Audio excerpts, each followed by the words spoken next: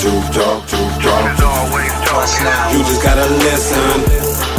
Real talk that we talk about. It's always talking. You just gotta listen. Real talk that we talk about. It's always talking. You just gotta listen. Real talk that we talk about. It's always talking. You just gotta listen. Yo, right back at y'all. It's your favorite podcast, Truth Talks. I'm your host, Crazy Bone. What's happening? I'm the co-host, Keith G. Yes, indeed. We right back at you, man, with another very, very interesting episode and topic. So let's jump right into it. I think we are in chapter 9 of the book, the Bible, God's Word of Man's. Mm-hmm. So we in chapter 9, moving along. And the title of this chapter is Prophecies That Came True. Like we said before, I think we said on the last show that, the Bible is full of prophecy. Yep. A lot of prophecy. And, a prophecy was when, God's apostles, his prophets, they were prophesying, which means they were getting visions from him. They was telling people that, telling people the future, what was to come. Yep, things pertaining to God. Yep. Right. Future or present, yeah. Yeah, and it's a lot of evidence that all these prophecies came true. Oh, yeah. So that's what we're going to review in this chapter here. The chapter intro reads, it says, humans cannot foretell the future with any certainty. Time and again, their efforts at prediction fail miserably. So a book of prophecies that did come true has to attract our attention. The Bible is such a book. So getting into the first paragraph, it says, many Bible prophecies have come true in such detail that critics claim that they were written after the fulfillment. But such claims are untrue. God, being almighty, is fully capable of prophesying. Biblical prophecies that came true are evidence of divine inspiration, not of late authorship. We will look now at some outstanding prophecies that came true, providing additional proof that the Bible is God's word, not just man's. Word. So the fact that these Bible prophecies came true, it just provides further proof that the Bible is written by God, and right. Not just by man. You know what I'm saying? So, we proved that back in the very first chapter. Oh, yeah. You know what I'm saying? But let's get into some of the Bible prophecies, in the Bible that did come true. So you got to pay attention. I don't know if y'all know these stories in the Bible, but you need to go back and read them. You know what I'm saying? To determine for yourself. So it says, next paragraph says, Hezekiah was king in Jerusalem for about 30 years. In 740 BCE, he witnessed the destruction of his northern neighbor Israel at the hands of Assyria. In 732 BCE, he experienced God's saving power when the Assyrians' attempt to conquer Jerusalem had failed, with catastrophic results to the invader. Now Hezekiah is receiving a delegation from Merodach Baladan, king of Babylon. On the surface, the ambassadors are there to congratulate Hezekiah on his recovery from a severe illness. Likely, though, Merodach Baladan sees Hezekiah as a possible ally against the world power of Assyria. Hezekiah does nothing to dispel such an idea when he shows the visiting Babylonians all the wealth of his house and dominion. Perhaps he too wants allies against a possible return of the Assyrians. Mm-hmm. So, what you take for that? Man, to me, it's like, God always, he gonna look out, but what he does is send his message through, sometimes through angel, but sometimes at these times through prophets. He had through prophets to speak what his word is. So he sent his word through man to talk to man, and to me, it's a beautiful thing when you're on, the right side of it. You know, because he really telling you something, and you know that's what God taking time to, you know, try and send you a message, custom made message for you. Usually, Yeah. So I want to read this fourth paragraph too before I say anything. It says, Isaiah is the outstanding prophet. Isaiah is the outstanding prophet of that time, and he quickly discerns Hezekiah's indiscretion. He knows that Hezekiah's surest defense is Jehovah God, not Babylon, and tells him that his act of showing the Babylonians his wealth will lead to tragedy. Days are coming, says Isaiah, all that is in your own house and that your forefathers have stored up down to this day will actually be carried off to Babylon. Jehovah decreed, nothing will be left. So after Hezekiah showed him all this wealth, you know, showed him everything that was in his house, you know, the prophet Isaiah came and said, yo, man, that was a big mistake showing them everything you just did. You know what I'm saying? Because now, you know what I'm saying? You were saying Hezekiah was thinking he could use them, you know what I'm saying, for security, just in case the Assyrians come back. You know what I'm saying? Not thinking that God was already protecting them. already, You don't need the Babylonians. already. You know what I'm saying? And he didn't have that. He didn't have that faith. And it said, you know what I'm saying? And God told him, God sent Isaiah to tell him, he was like, yo, look, he said, days are coming and all that is in your house and that your forefathers have stored up to this day will be carried off to Babylon. Yeah, And that happened.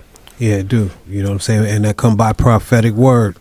You know, and you know, it's not like he just came and snatched everything up, which he got the power to do and could do whatever you want to do. But he even do it like that. He sent somebody at least with a warning. Exactly. Let's keep reading it. The next one, it says, back in the 8th century BCE, it may have seemed unlikely for that prophecy to be fulfilled. 100 years later, however, the situation changed. Babylon replaced Assyria as the dominant world power, while Judah became so degraded, religiously speaking, that God withdrew his blessing. Now, another prophet, Jeremiah, was inspired to repeat Isaiah's warning. Jeremiah proclaimed, I will bring the Babylonians against this land and against its inhabitants. And all this land must become a devastated place, an object of astonishment, and these nations will have to serve the king of Babylon 70 years. About 4 years after Jeremiah uttered that prophecy, the Babylonians made Judah part of their empire. 3 years after that, they took some Jewish captives, along with some of the wealth of the temple at Jerusalem, to Babylon. 8 years later, Judah revolted and was again invaded by the Babylonian king, Nebuchadnezzar. This time, the city and its temple were destroyed. All its wealth and the Jews themselves were carried off to a distant Babylon, just as Isaiah and Jeremiah had foretold. So another prophet by the name of Jeremiah confirmed what the prophet Isaiah said 100 years later. 100 years later. And, you know, Jeremiah was inspired to repeat the same warning. He told him, he said, the Babylonians is going to come against this land and against the inhabitants, and this land is going to become a wasteland. It's over for y'all, basically. Yeah. And did it come true? 4 years later, the Babylonians made Judah part of their empire. 3 years after that, it says they took some Jews captive, and they took some of the wealth. So yeah, it just like the prophecy said earlier, it definitely happened. In that 70 years, in that time period, that's when Daniel and Shadrach, Meshach, and Abednego was up in there and captive under that, because they was princes. But we probably get on to some. That's what's coming up. You already know. Exactly. So yeah, going to the next paragraph, it says, the Archaeological Encyclopedia of the Holy Land notes that when the Babylonians' onslaught was over, the destruction of the city, Jerusalem, was a total one. Archaeologist W.F. Albright states, excavation and surface exploration in Judah have proved that the towns of Judah were not only completely destroyed by the Chaldeans in their 2 invasions, but were not but were not reoccupied for generations, often never again in history. Thus, archaeology confirms the shocking fulfillment of this prophecy. Again, archaeologists' research has proved that these events did take place exactly as the Bible tells us. The excavations they conducted shows that Judah was completely destroyed. You know what I'm saying? So, man, it's very accurate, man. To the T. Very accurate. You know what I'm saying? And like I said, it's not just going by what the Bible say. It's going by secular proof. These archaeologists and these scientists, they done went out there and they've been digging in the earth and flying into space for years. All them folks that study time periods and all that. Yeah, they know what it is. And their evidence proves what the Bible says. Period. Time and again. It's undeniable. Moving on, it says the next subheading, it says the fate of Tyre. Ezekiel was another ancient writer who recorded divinely inspired prophecies. He prophesied from the end of the 7th century BCE on into the 6th, that is, during the years leading up to the destruction of Jerusalem, and then during the first decades of the Jews' exile in Babylon. Even some modern critics agree that the book was written at approximately this time. Ezekiel recorded a striking prophecy about the destruction of Israel's northern neighbor, Tyre, which had gone from a position of friendship with God to one of enmity. He wrote, "This is what the sovereign Lord has said. Here I am against you, O Tyre, and I will bring up against you many nations, just as the sea brings up its waves. And they will certainly bring the walls of Tyre to a ruin and tear down her towers. And I will scrape her dust away from her and make her a shining, bare surface of a crag. And your stones and your woodwork and your dust, they will be placed in the very midst of the water." So we have another prophet, Ezekiel, you know what I'm saying, that prophesied about, the destruction of this little city called Tyre. And it said that the people in this city went from a good relationship with God to just not paying attention or listening to him at all no more. Yeah. You know what I'm saying? And, God was like, hey, I got to go see these people. Like, what's going on? Like, what happened? What's going on? You know what I'm saying? Kind of like real. Now, huh? Yeah, definitely. So, bro, it's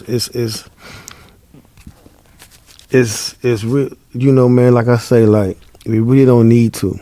I mean, yes, we do. I ain't gonna even say that we do need to. I was gonna say,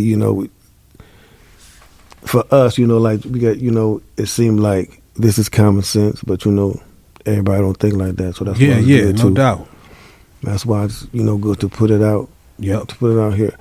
And for those that may not know what the word enmity means, the definition is a state of being deep-seated ill will, or the feeling of a hostile person. Mm-hmm. So God told these residents of this city, through the prophet of Ezekiel, that he was going to bring up against them many nations because they didn't listen to him, and he was going to bring the city of Tyre to complete destruction. So let's keep reading. It says, "Did this really happen? Well, a few years after Ezekiel uttered the prophecy, the king of Babylon, Nebuchadnezzar, laid siege to Tyre. It was not, however, an easy siege. Tyre was particularly situated on the mainland, but part of the city was on an island about a half a mile offshore. Nebuchadnezzar besieged the island for 13 years before finally submitting to him. It was, however, in 332 BCE that Ezekiel's prophecy was finally fulfilled in all its detail. At that time, Alexander the Great, the conqueror from Macedonia, was invading Asia. Tyre, secure on this island location, held out against him. Alexander did not want to leave a potential enemy behind at his rear, but he did not want to spend years in a siege of Tyre, as Nebuchadnezzar had done. How did he solve this military problem? He built a land bridge or mole across to the island so that his soldiers could march across and attack the island city. Notice, though, what he used to build the mole. The Encyclopedia Americana reports with the debris of the mainland portion of the city, which he had demolished, he built a huge mole in 332 to join the island of the mainland. To the mainland. Mm-hmm. After a relatively short siege, the island was destroyed. Moreover, Ezekiel's prophecy was fulfilled in all its details. Even the stones and the woodwork and dust of old Tyre were placed in the very midst of the water. It's crazy. Yeah, you ain't playing. It's crazy, you know what I'm saying? So, just like the Bible said, that's what happened. Yeah. And it's all proof. Like, this is why you're not taught this in school. Because, and it kills me that they can speak about people that was back in that time. They can speak about people that was back in that time, but they won't, you know what I'm saying, but they won't believe that that these things, but the Bible speak about real people that was back in them days. I was taught about Alexander the Great in school. Yeah, he was in there. He in there. Alexander the Great is in the Bible. Yeah. So how can he be real and not all the other people be real? Yeah. It don't make no sense. Wow. Like, for real, bro. Yeah. So, man, that's why even some of these prophetic words will come, even because things like that. Because men to get, my grandma used to say, wrongs to doubters. You know what I'm saying? But men to get besides themselves. You know what I'm saying? So true. God has to send you something, even a warning before the hit go down. You know what I'm saying? Any parent is supposed to be able to parent their child. Mm-hmm. And we as kids, you know, so when he do things like that, it's not because of this or because of that. It's because of something that we've caused. There'd never be, it wouldn't have to be, every note that would come from him would be something cool. You know what I'm saying? Because that's the type of God that he is. You know what I'm saying? He don't want to send I got to send this to correct you. But he got to correct you. You know what I'm saying? Say those he love, he going to chasten. You know what I'm saying? Got to. Bro, and it's being done out of love. Exactly. He could just let you keep doing what you're doing and just be like, you know what? And keep doing. You know what I'm saying? Like he's still like to the end. He gonna be like, no, man, no, that ain't the way. That ain't the way. To the end, and you know it because you always hear it when you about to do something bad. No. But you just resist and do it anyway. And then that'll grind out, and he'll give you over to that thing, what's called that reprobate mind he was talking about, where he'll just give you a delusion to, is this the way you want to go, and just go that way. But he don't want nobody to be lost, though. You know what I'm saying? That's the best part. The last paragraph of this, talking about the city Tyre, it says, a 19th century traveler commented on what was left of ancient Tyre in his day, saying, of the original Tyre known to Solomon and the prophets of Israel, not a vestige remain except in its rock, cut sculptures on the mountainsides and in fountain walls. Even the island, which Alexander the Great in his siege of the city converted into a cape by filling up the water between it and the mainland, contains no distinguishable relics of an earlier period than that of the Crusades. The modern town, all of which is comparatively new, occupies the northern half of what was once the island, while nearly all the remainder of the surface is covered with undistinguishable ruins. This is just basically more proof that the prophecy was fulfilled in detail. Mm-hmm. Seriously, you know what I'm saying? Like, this is facts, y'all. This wasn't in the history books for a reason. They put all that garbage in there. The next subhead. The next subhead says Babylon's turn. It's a prophecy about Babylon. Back in the 8th century BCE, Isaiah, the prophet who warned the Jews of their coming subjugation by Babylon, also foretold something outstanding: the total annihilation of Babylon itself. He foretold this graphic detail: here I am arousing against them the Medes. And Babylon, the decoration of kingdoms, the beauty of the pride of the Chaldeans, must become as when God overthrew Sodom and Gomorrah. She will never be inhabited, nor will she reside for generation after generation. The prophet Jeremiah also foretold the fall of Babylon, which would take place many years later, and he included an interesting detail. There is a devastation upon her waters, and they must be dried up. The mighty men of Babylon have ceased to fight. They have kept sitting in their strong places. Their mightiness has run dry. Now again, the same two prophets, Isaiah and Jeremiah, also foretold about the destruction of the city of Babylon. And in this prophecy, did they relay, they relayed that once Babylon was destroyed, that it would never be rebuilt again or ever inhabited, for generation after generation. Meaning, you ain't going to never build nothing on this again. That's that. That's that. You're never going to build anything here. God said it's not going to happen. Don't even try. No. Even a new city. You know what I'm saying? Real. You know what I'm saying? So let's keep reading. It says, in 539 BCE, the time of Babylon's rule as the preeminent royal power came to an end when the vigorous Persian ruler Cyrus, accompanied by the army of Media, marched against the city. What Cyrus found, however, was formidable. Babylon was surrounded by huge walls and seemed impregnable. The great river Euphrates, too, ran through the city and made an important contribution to its defense. So Babylon was conquered in 539 BCE. Right. And it was conquered by a ruler of Persia, a man named Cyrus. Yep. You know what I'm saying? And he was accompanied by the army of Media. And but remember Cyrus, what he found when he got to Babylon, was he looked and he was like, yo, it's going to be impossible to penetrate this, you know what I'm saying? Like to get through this, So let's read how he made it happen. It says, the Greek historian Herodotus describes how Cyrus handled the problem. He placed a portion of his army at the point where the river entered the city, and another body at the back of the place where it issues forth, with orders to march into the town by the bed of the stream as soon as the waters became shallow enough. He turned the Euphrates by a canal into the basin, an artificial lake dug by a previous ruler of Babylon, which was then a marsh on which the river sank to such an extent that the natural bed of the stream became fordable.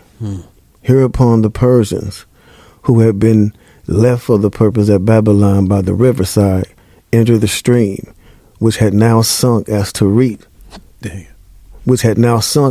reach about midway up a man's thigh, and thus got into the town. In this way the city fell, as Jeremiah and Isaiah had warned. But notice the detailed fulfillment of the prophecy. There was literally a devastation upon her waters, and they were dried up. It was the lowering of the waters of the Euphrates that enabled Cyrus to gain access to the city. Did the mighty men of Babylon cease to fight as Jeremiah had warned? The Bible, as well as the Greek historians Herodotus, Xenophon, records that the Babylonians were actually feasting when the Persians' assault occurred. The Nabonidus Chronicle, an official cuneiform inscription, says that Cyrus' troops entered Babylon without battle, likely meaning without a major pitched battle. Evidently, Babylon's mighty men did not do much to protect her. So some of the details of the prophecy said that, that there's a devastation against the waters and they'll be dried up. Right. The mighty men of Babylon have ceased to fight. They kept sitting in their strong places. Their mightiness has run dry. Now, this is what God said would happen to Babylon when Cyrus came in and did what he did. And what happened? That is exactly what happened. In the Bible as well as the Greek historians, other historians, this dude Herodotus and Xenophon, they wrote in their records that, the Babylonians were actually having a feast. They was kicking back. They was chilling. You know what I'm saying? They was so not worried about nobody attacking them and being successful. They ain't even you know what I'm saying? Yeah. They was caught totally off guard. Slipping. Nobody was even at the gate. They having a good old time. Yeah. Drinking, kicking it, out them big old cup things. You know what I'm saying? Having a good time. And who you think caused all that to happen? God himself.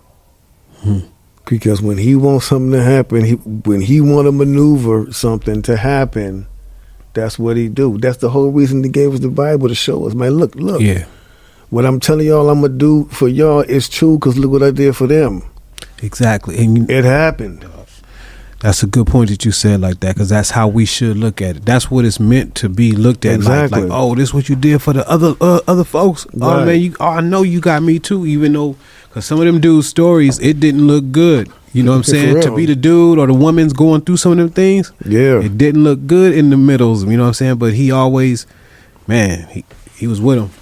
True talk, man. He fixed it. So let's the next paragraph says, what about the forecast that Babylon would never be inhabited again? That was not fulfilled immediately in 539 BCE, but unerringly the prophecy came true. After her fall, Babylon was the center of a number of rebellions until 478 BCE, when she was destroyed by Xerxes. At the end of the 4th century, Alexander the Great planned to restore her, but he died before the work had progressed very far. From then on, the city just declined. There were still people living there in the 1st century of our common era, but today all that is left of ancient Babylon is a heap of ruins in Iraq. Even if her ruins should be partially restored, Babylon would just be a tourist showpiece, not a living, vibrant city. Her desolate site bears witness to the final fulfillment, the inspired prophecies against her. So after Babylon was destroyed, God said that it would never be inhabited again. Right. Now, a few people had planned to restore it.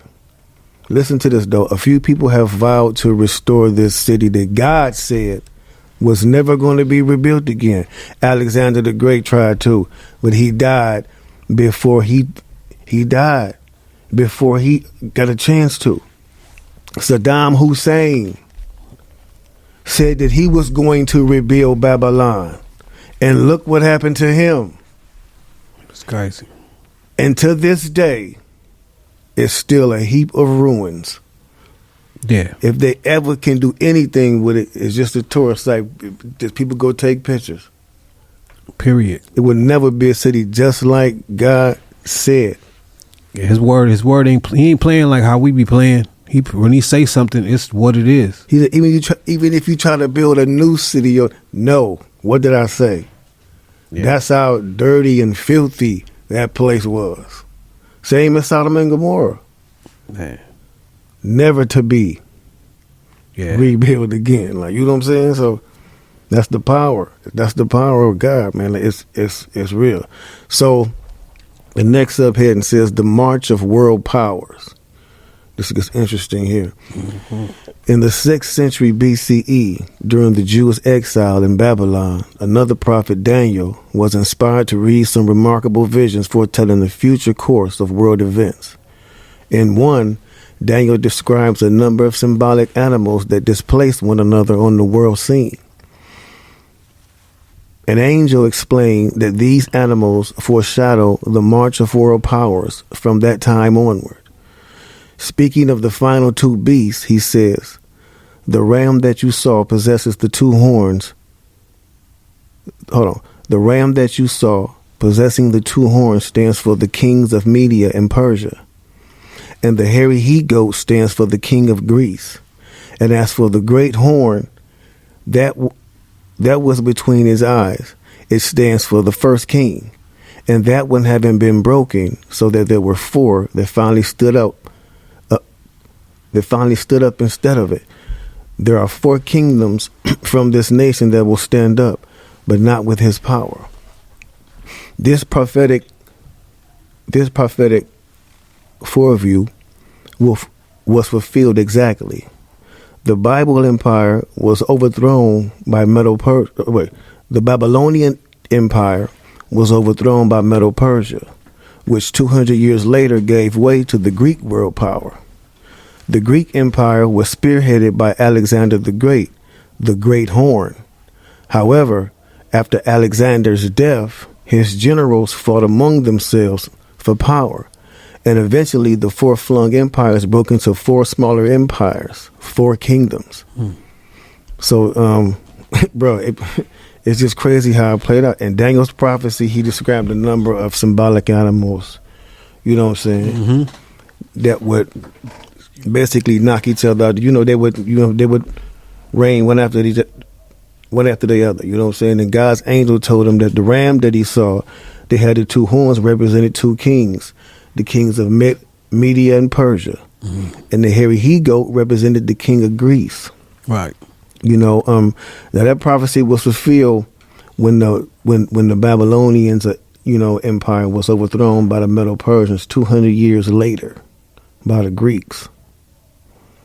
And they said Alexander the Great ran that. But Alexander the Great died at a real early age, because he was sick. He got some disease. He got sick and he died like very young. You know what I'm saying? And after he died, his main generals got to beefing with each other. Right.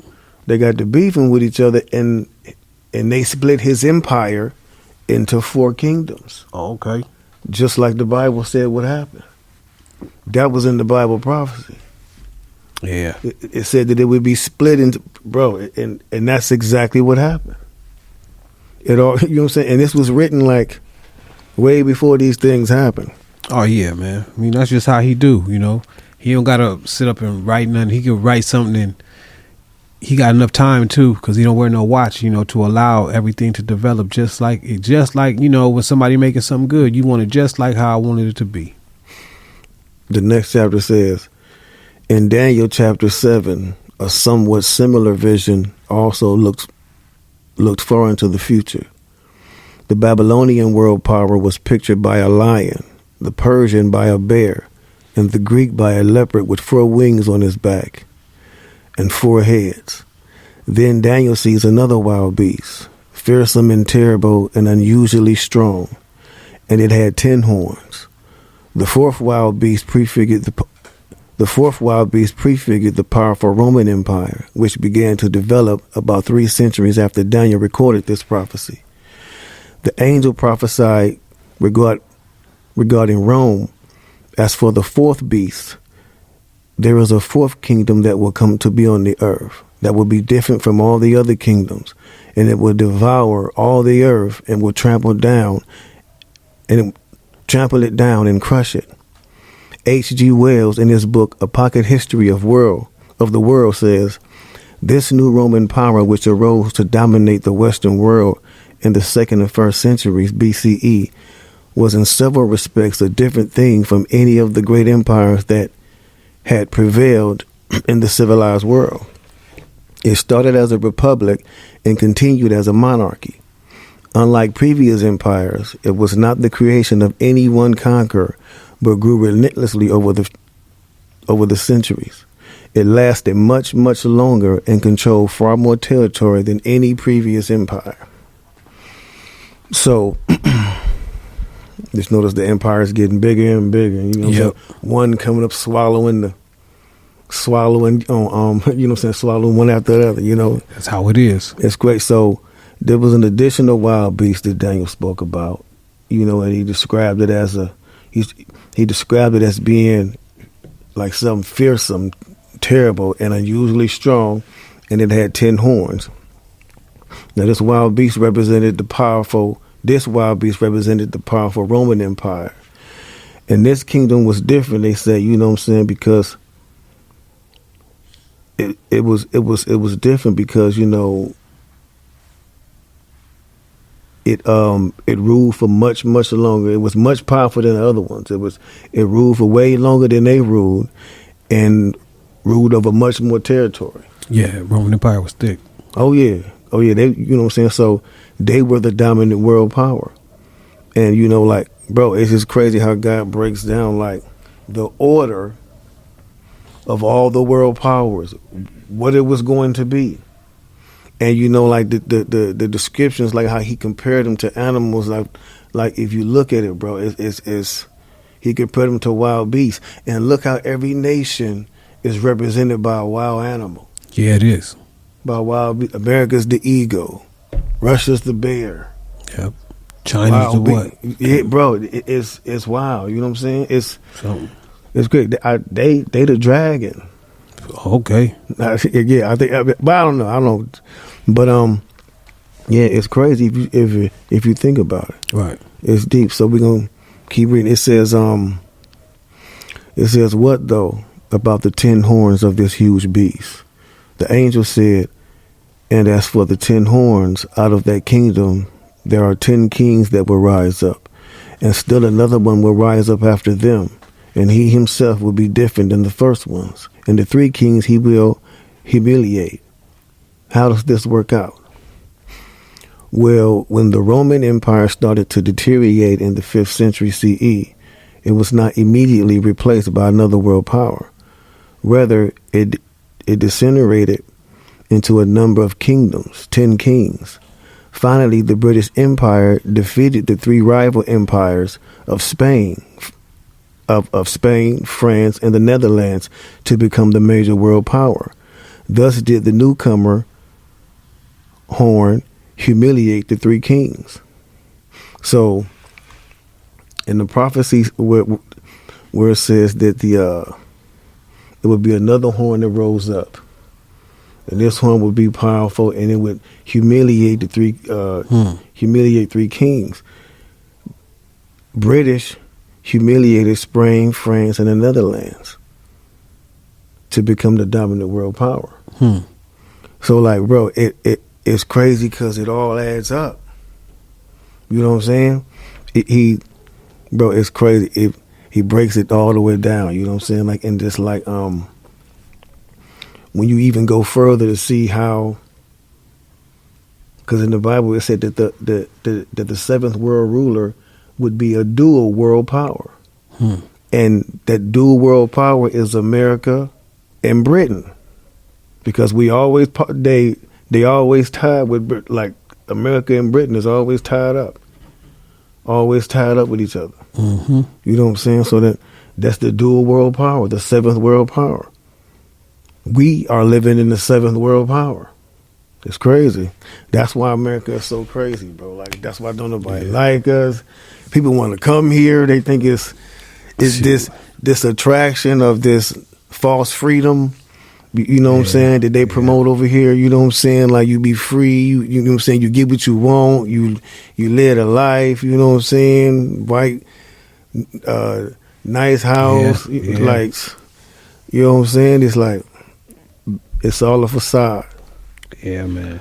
Even with these prophecies, there's so many of them even too, man. Even the birth of Christ was prophesied thousands of years before. Well, I ain't gonna say thousands. I'm making the story big. The fish was this big, y'all. It was this big.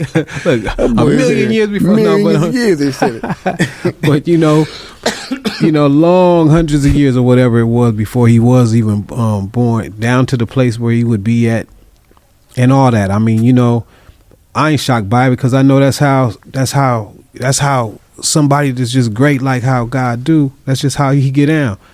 You know, I don't understand why that's kind of hard to believe that he gonna do what he say he gonna do. You know what I'm saying? That's like if you put into your regular things, if a rich man that's like a billionaire say he finna do this and that tomorrow, I'm gonna buy this and buy that tomorrow. You supposed to look at it just like that, cause just like, and that's on a lower scale. He finna go get what's in his means. What you think God gonna do? Yeah, exactly, bro. I mean, yeah. I mean, yes, but it's just like, again, you know, like, This is what should have been taught Yeah. in school. Like, for real. Like, and I know people like be like, you know, like everything went left, you know, and God knew it wasn't going, you know, it wasn't going to be like that. Yeah. You know what I'm saying? But it's just crazy how, you know, like they would rather teach us stuff that really,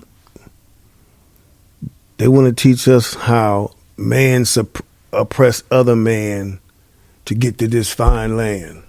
Yeah. You know what I'm saying? They want to teach us stuff like they like how we had to go kill all these people in war just so you could be free. Yeah. Bro, but it's a fake freedom. It's a false freedom. And you ain't do that. You was fighting for your freedom anyway. We just happened to, you know what I'm saying? People just happen to be here. It ain't like nobody was just taking up for the whole thing. It's people, human beings without the spirit of the Lord, you ain't even capable of thinking past yourself. You know what I'm saying? So that let me know that that's out right there. And if you're thinking about him like that, you know, some of these prophecies that was, you know what I'm saying, professed, you know, some of the guys that they even came to had time to adjust, you know, time to do their thing, and they still didn't. True. With arrogance or whatever it was with it, you know, how people be. So, you know. Yes, indeed. Yes, indeed. Reading on, it says, the next subheading says, Daniel's prophecies after the fact. The Bible indicates that the book of Daniel was written during the 6th century BCE. However, the fulfillments of his prophecies are so exact that critics claim it must have been written about 165 BCE, when a number of the prophecies had already been fulfilled.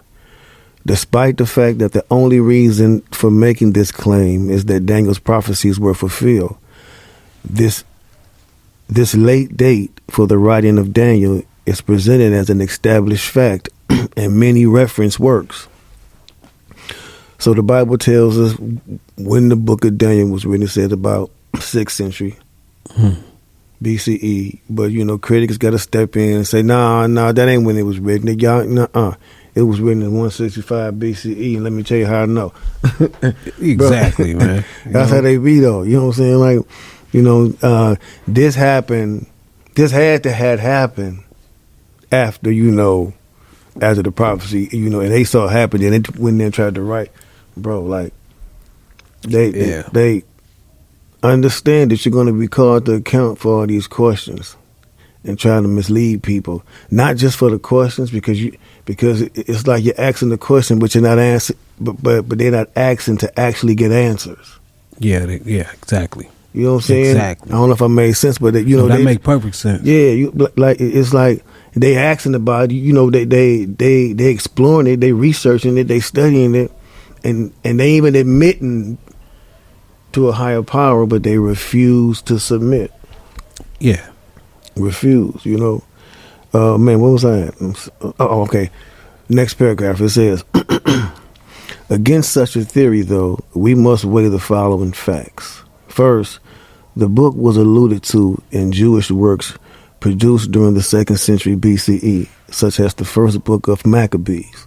Also, it was included in the Greek Septuagint version, the translation of which began in the 3rd century BCE. Third, fragments of copies of Daniel were among the more frequently found works in the Dead Sea Scrolls, and those fragments are believed to date to about 100 BCE.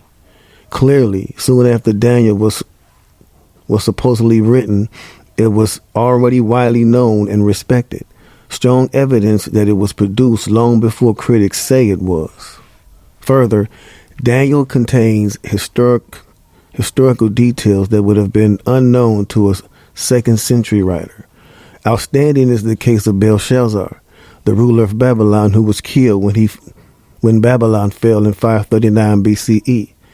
The major non-biblical source of our knowledge of the fall of Babylon are Herodotus, 5th century, Xenophon, 5th and 4th centuries, and Berosus, 3rd century.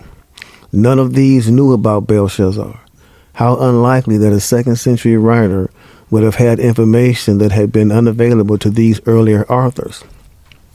The record concerning Belshazzar in Daniel chapter 5 is a strong argument that Daniel wrote his book before these other writers wrote theirs.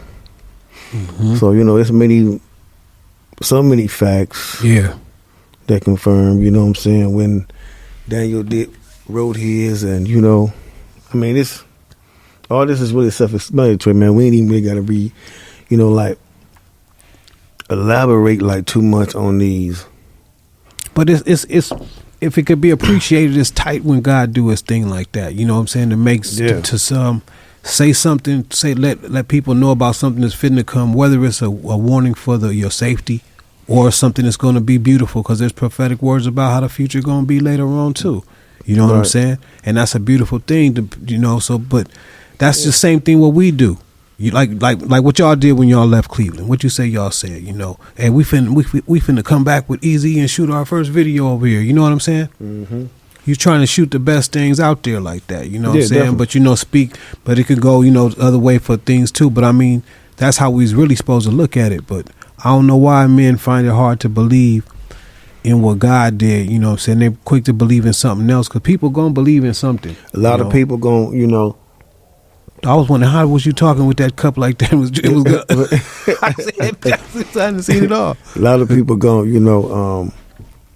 and it's sad though, bro, 'cause, a lot of people going, run up on them in the last minute. And that reaction is going to be exactly what it is in the Bible. Get away from me.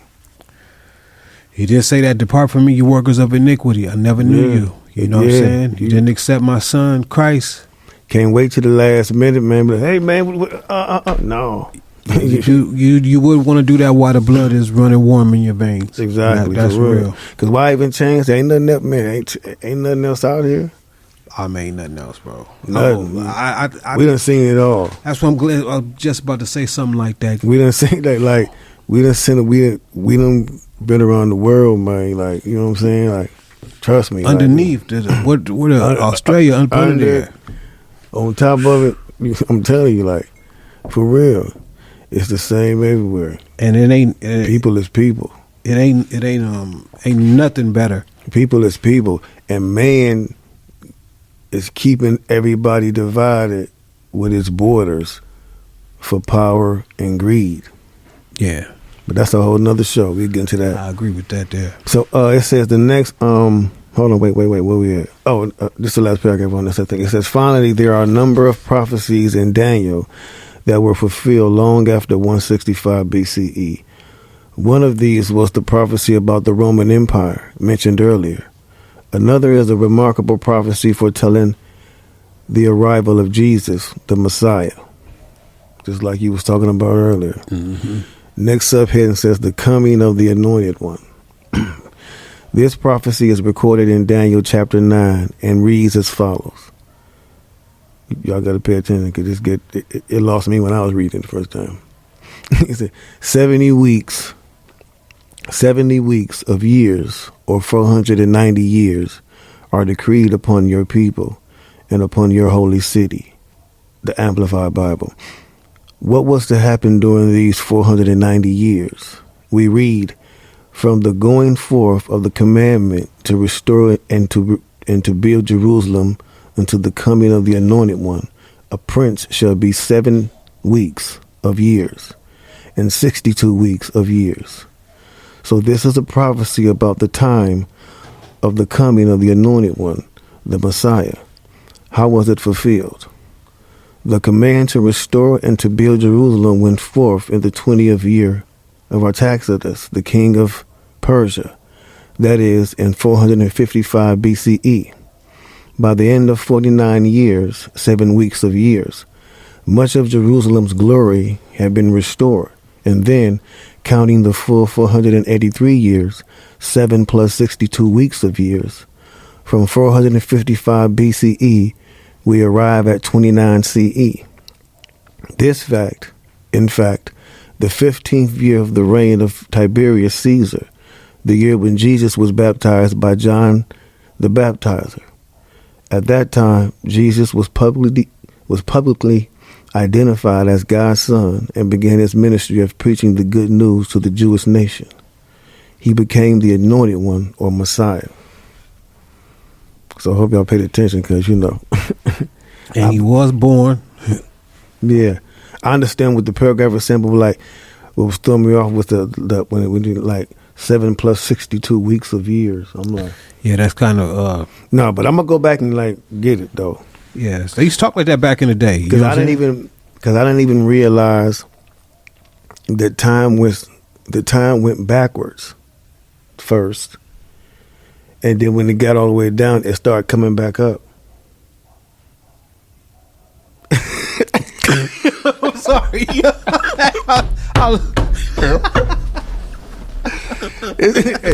Hey, no. Ah man, that is This boy looking at me like, man, what you done? Hey, no, but this is what I meant. that's though. cool. That's good comedy. No, this is what I Laughing meant good. though. What I meant though was like, you know how we count, how we go like 19, Yeah. 1991, 1992. Okay. Yeah. They went backwards. 1992, 1990. They counted backwards. Okay. You know what I'm saying? That's what I'm saying. I got you now. No, I understand now. Yeah. Before that, hey, look, this boy on the sunglasses and the way he looking at me, I'm like, I can tell he looking like, what? I couldn't even come up with nothing. I said, you done really lost it. I see you turn on the camera. That boy a fool. But it's all good, man. It's good to laugh, though. You know what I'm saying? Y'all laugh at home, all that, man. Laughter is fun. Okay, it says, next paragraph, it says, the prophecy adds, and after the 62 weeks of years shall the anointed one be cut off. It also says, and he shall enter into a strong and firm covenant with the many for 1 week, 7 years. And in the midst of the week he shall cause the sacrifice and offering to cease.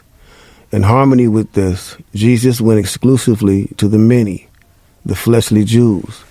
On occasion, he also preached to the Samaritans, who believed some of the scriptures, but had formed a sect separate from the mainstream Judaism. Then, in the midst of the week, after 3.5 years of preaching, he gave up his life as a sacrifice and was thus cut off. This spelled the end of the Mosaic law with its sacrifices and gift offerings. Hence, by his death, Jesus caused the sacrifice and offering to cease. So this prophecy spoke of the time when Jesus would arrive. It spoke about the many people that he would reach out to, Jews and, like other people. Yeah, as well. I'm glad of that part because he said, I came on my own, receive me not. So Definitely. Those that do believe, I give powers to become sons and daughters. You know what I'm saying? Right, and as you know, it all came. He gave his life as a ransom, and we know that all this came true. Oh yeah. But not only did it come true, it came true in exact detail. Yes, that's 100% true, and he living now. And the entire world goes about like there are people that believe this in the entire world, in every corner of the world. There's people that believe the same story. Yep. People that it's illegal to believe that this story over there believe that this is true. You know what I'm saying? People have, when it was illegal back then, still is. You know what I'm saying? And some still, places, and some places real cold. Yeah. But when it was back then, those people still believe this because this is it ain't even no option. You know what I'm saying? Not to be, we ain't car salesmen or nothing like that, but it ain't even no option. You know what I'm saying? But that's why, even going back to the prophecies, the majority of them, like I said, there was great ones when you're talking about the birth of Christ, a Savior that we gonna need, you know what I'm saying, for our entire life. But then there's the ones that was warning people about the destruction that he finna kick up dust too. You know what I'm saying? Those things was only done, like we was talking about earlier, out of love. And if we could correctly understand them, those things ain't no different than what we want in the household when we got children, right? For real. We want to come in and say, hey, you know what? This summer I'm gonna take you to Disneyland, or what's that thing when you go sleep forever, Florida and all that. You know what I'm saying? Yeah. To the whole thing. That's saying the same kind of thing, but at the same time, when they don't do this and that, it's a consequence at the same time with it too. And that's what we want we ask for that. True. And we want to deprive God of that. You know what I'm saying? I hear you. Next paragraph, it says, nevertheless, for another 3.5 years, the newborn Christian congregation witnessed solely to Jews, and later to the related Samaritans.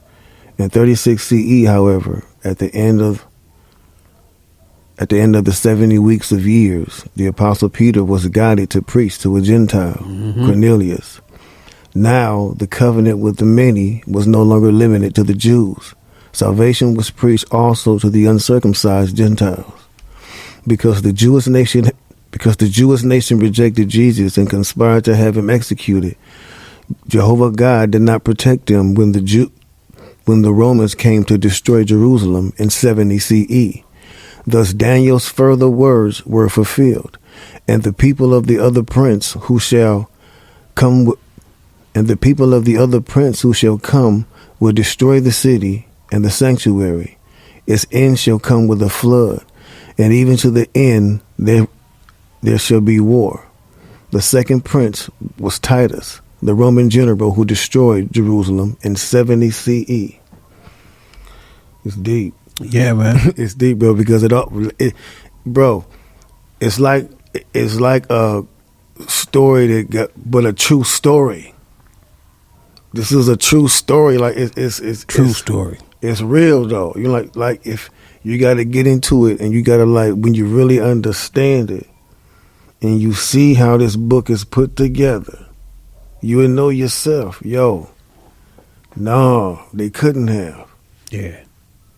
Because they don't even understand. I'm telling you. That's why you said earlier too, it's not in schools.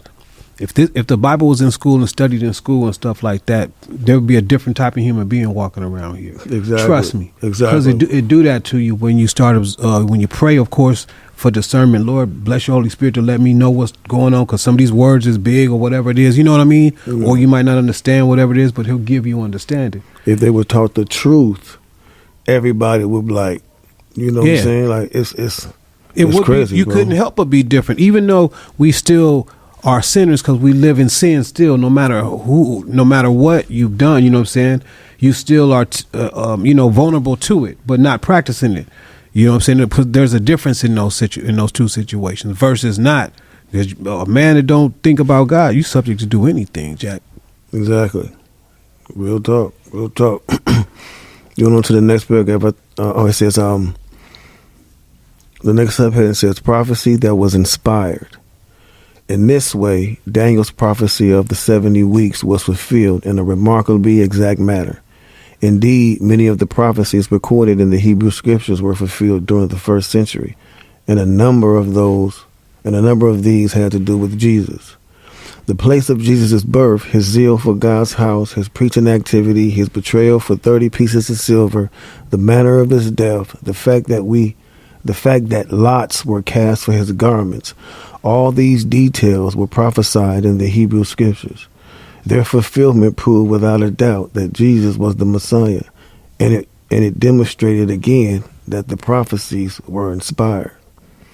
So this is why we say, men couldn't have written this book on their own and predicted the place where Jesus would be born. How he would be betrayed. You know what I'm saying? And they weren't even thinking about somebody like, you know what I'm saying? Like, down to casting lots for his garments.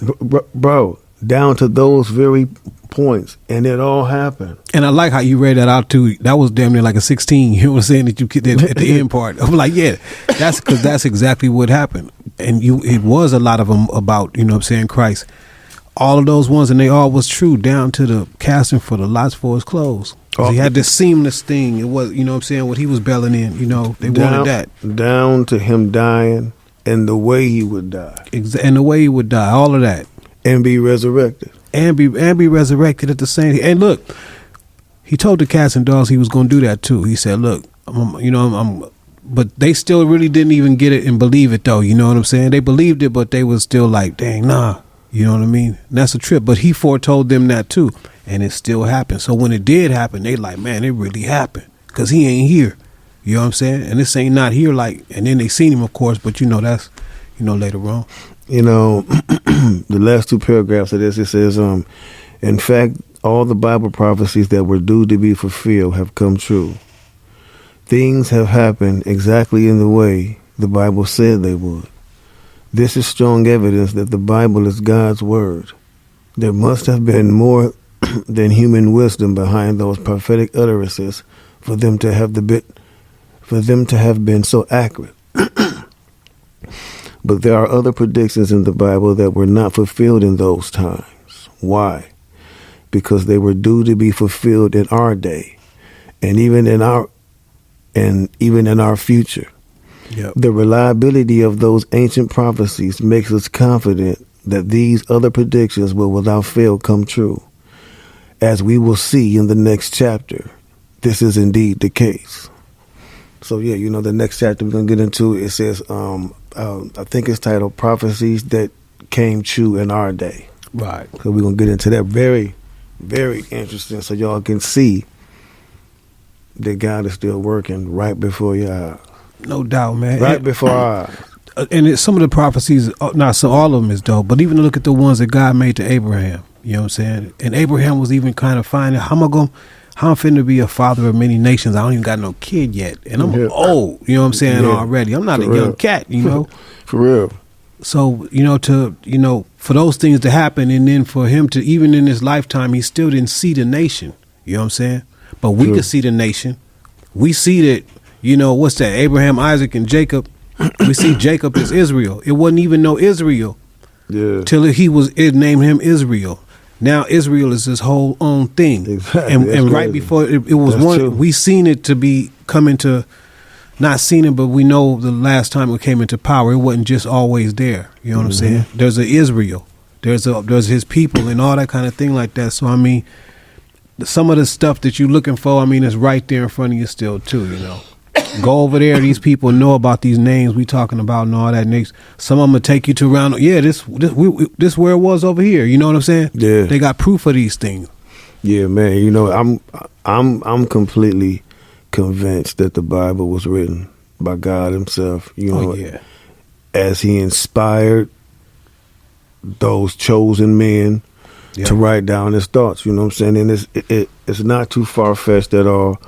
With God, anything is possible. Anything. We should never underestimate His power. We should always take into consideration the power that He possessed. It's something like you don't try to question the power that created you.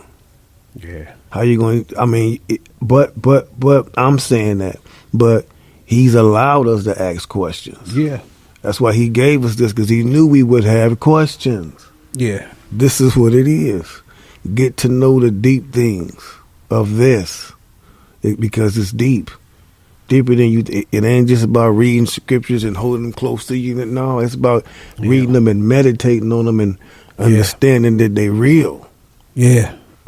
Like for real. Even the desire to, you'll start to do it. Because sometimes in the beginnings, years and years ago, I'd read to say I read something. I ain't retain nothing at all. You know what I'm saying?